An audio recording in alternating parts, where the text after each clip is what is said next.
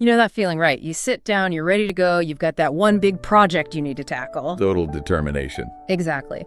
But then the momentum it never really builds. Your focus gets pulled away by, a notification here, an email there that needs a quick reply. Just 1 second, I'll get right back to it. And by the end of the day, you've been busy, you were active, but you feel like you got nothing meaningful done at all. That's the trap. It is. And that feeling, that sort of fragmented, fractured day, is what we're digging into. This deep dive is all about the way out of that chaos, focusing on a concept Cal Newport really crystallized for everyone: deep work. And this isn't just another productivity tip. The source material is pretty clear on this. It argues this is maybe the single most powerful and scarcest skill you can build right now. Okay, so let's unpack that, because our mission today is to go way beyond just the simple definition. We need to get into the how, the actionable steps. Right. And also understand why. Why has this ability to just focus without distraction become so valuable? The goal isn't just to be busy, it's to produce something exceptional. Let's start with that core definition, though, because it's actually super simple on the surface. It is. Deep work is just giving your full, undivided attention to one cognitively demanding task. It's focused thinking that really pushes your brain to its limit. And that's what lets you learn hard things fast. It's how you produce stuff that's just, better than what most people can do when they're distracted. And it's so rare because it's always at war with what the sources call shallow mode. Shallow mode, yeah.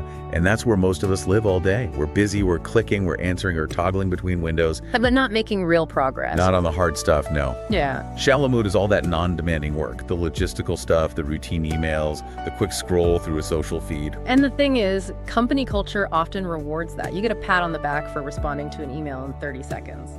Even if it completely derailed your concentration. It's the ultimate illusion of productivity. It is. What's fascinating and a little scary here is the actual cost of living in that shallow state.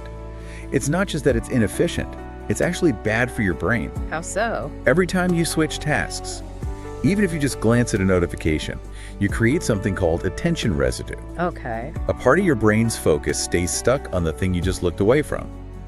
Now do that hundreds of times a day and you never ever reach full concentration. You're training your brain to expect constant stimulation. You're literally conditioning yourself to be distracted. You are, and that makes deep, sustained thought incredibly difficult to achieve. Okay, and this is where it gets really interesting for me, because the central analogy they use for this is so powerful. The muscle. Your attention is like a muscle. When you do deep work, you're doing these high-intensity reps, right? You're making that muscle stronger. You're literally building neural pathways for focus. But the opposite is also true. Exactly. When you're constantly switching, scrolling, letting every little thing pull you away, you're actively weakening that muscle. It just atrophies. Right. So deep work is almost like physical therapy for a distracted brain.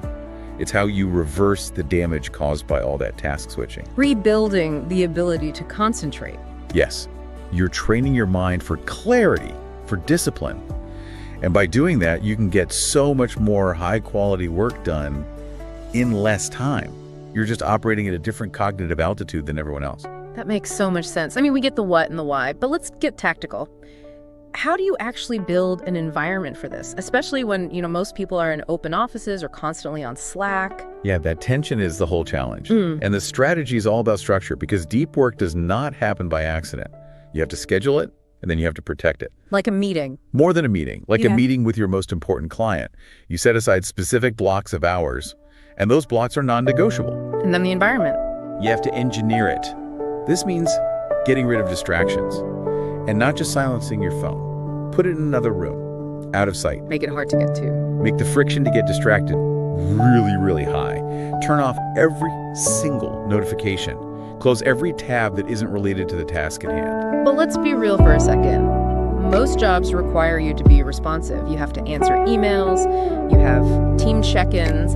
Is this really only for, writers who can go hide in a cabin for a month? That's a great question, and it's a common misconception. The approach is actually way more flexible. Newport talks about 4 different philosophies, so you can kind of pick the one that fits your reality. Okay. So the monastic one, that's the cabin scenario. You basically eliminate shallow work almost completely. Very few people can do that. Right, not for most of us. Not at all. But then there's the bimodal approach. This is where you separate your time. Maybe you dedicate a few full days to deep work, and the other days are for collaboration and shallow tasks. So you're chunking your schedule into deep and shallow blocks. Exactly. Or, my personal favorite for consistency, the rhythmic approach. This is where you make it a routine. Same time every single day. Say 9 a.m. to noon is your deep work time. No exceptions. It's like going to the gym for your brain. And the last one. The journalistic approach. Yeah. This one's the hardest. It's grabbing deep work sessions whenever you find a gap in your day. It takes a ton of discipline. But the point is, you choose a model, and then for that block of time, the rules are absolute. That flexibility is key. The sources also talk a lot about just reducing the general noise in your life, not just during the deep session, but all the time. Why is it so important to stop scrolling news feeds or constantly checking things? It comes back to that idea of cognitive capacity. You only have so much mental energy in a day. A finite resource. Totally. If you spend your downtime constantly checking social media or refreshing your inbox, you are training your brain to want that low-level stimulation. You're burning through your cognitive capital on things that don't matter. So the idea is to treat those things like scheduled tasks, not just something you do whenever. Precisely. Check email twice a day in a batch. Schedule your shallow work. By doing that, you free up so much mental energy. Your mind is just calmer, sharper, and ready to go deep when it's time. Which brings us to the ultimate payoff, the reason to do all of this.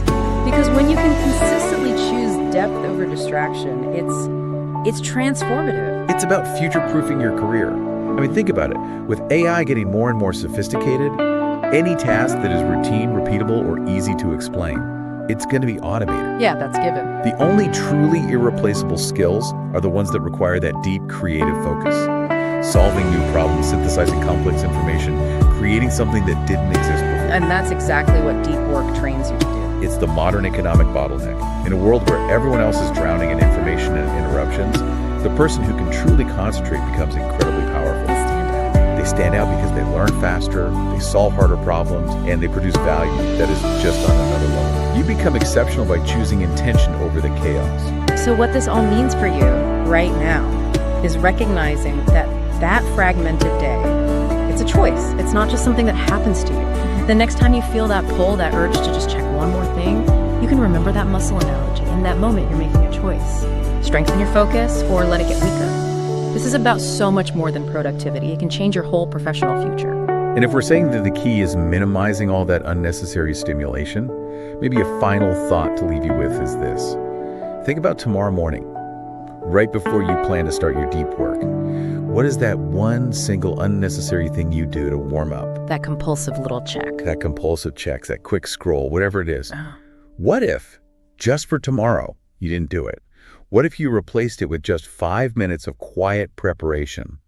How much stronger would that first rep of deep work feel?